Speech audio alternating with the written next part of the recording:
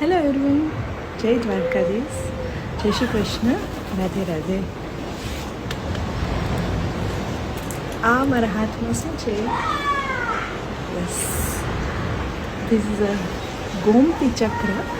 આ દ્વારકાનો દરિયા કિનારો છે.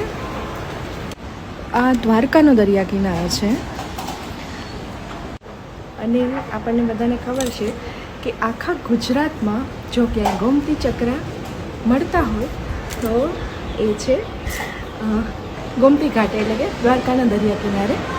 તો અહીંયા જ્યારે ઓટ આવે ત્યારે લગભગ હું એવું કહીશ કે આખા આમ ચાદરની જેમ, આ તો જ ઓછા છે, ગોમતી ચક્ર પથરાયેલા હોય છે.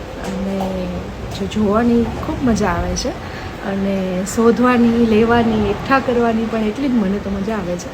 કારણ કે આ અમે બ્રાહ્મણ છીએ તો અમે લોકો આ મંદિરમાં આની પૂજા કરીએ છીએ. આ ઓરિજિનલ છે ગોમતી ચક્ર અને મને જોઈને તો બહુ જ ખુશી થઈ. આઈ હોપ કે મારા વ્યુઅર્સને પણ જોઈને, સાંભળીને ખુશી થશે કે હું જે દરિયા કિનારે રહું છું ત્યાં ગોમતી ચક્રની આખી આમ ચાદર પથરાઈ જાય એટલા બધા ગોમતી ચક્ર અહીંયાથી નીકળે છે, જોવા મળે છે. તો જય દ્વારકાધીશ, જય શ્રી કૃષ્ણ, રાધે રાધે.